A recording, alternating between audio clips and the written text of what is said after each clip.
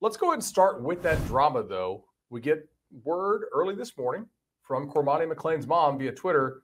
That is the number one cornerback in the country out of Lakeland High School. He's a Miami verbal commit. Andrew, you were actually at his commitment ceremony back in the day, which feels like it was just yesterday. And now he's not going to sign on National Signing Day. Yeah, this one's got some legs to it, some layers, I would say. I mean, when he picked Miami over Florida back in, what was that, October, right before Halloween, that was the shocker kind of shockers. We all thought it was Florida. He shows up to his commitment announcement ceremony. Mom tells me they're going to do this whole thing. Everyone's going to talk. There's going to be people giving a presentations. Next thing you know, he grabs a microphone and puts on a Miami hat. I was shocked. I was like, is this real? I'm like, hey, Cormani, can you do that again? We didn't even have the cameras rolling. And sure enough, Miami was the pick. And it seemed Miami was going to be the school. Alabama, 2 weeks ago, sounds like he's going to take an official visit to Alabama. Has to take the ACT so he doesn't do it. Well, anyways, fast forward to this morning.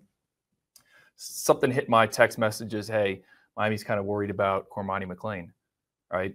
Text my guy there. Oh, we think he's still asleep. It's like 9:18 in the morning. I'm like, what do you mean Cormani McClain's still asleep?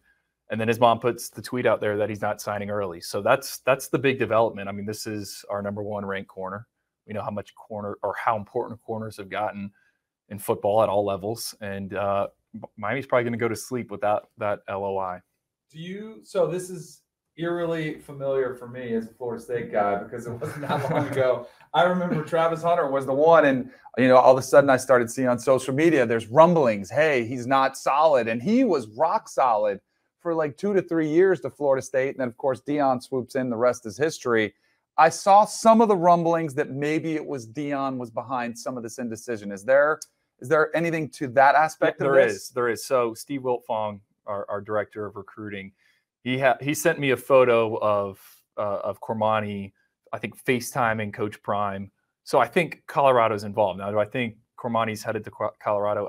I don't know. I mean, he's never been out to Boulder, at least to my knowledge. I mean, last year, a lot of people don't know, Travis Hunter slipped into Jackson State when he was committed to – in like October. Yeah, when he was committed to Florida State. So I've always thought Cormani wants to go to Florida. I think that's where he feels the most comfortable. I don't know if the Gators are really involved here, but I do know Alabama was at his school 2 weeks ago. We talked about Alabama potentially surpassing Texas A&M with that number one class. I think you got to think about it. They need a corner in the class. So I think Alabama or Colorado are the two. That makes a lot of sense. And look, even if Deion is not going to sign Cormani McClain, the fact that Deion played corner and Deion is really good at getting attention on Deion and by proxy his new program, it absolutely makes sense for him to get it out there that Colorado is involved. Like Colorado, and we'll talk about this in a segment coming up, did not have the best of signing days, but yet they're still finding ways to get in the news, to stay in the news, right? So it wouldn't shock me if he ended up at Colorado. I mean, it would be a surprise. I think you probably have to think,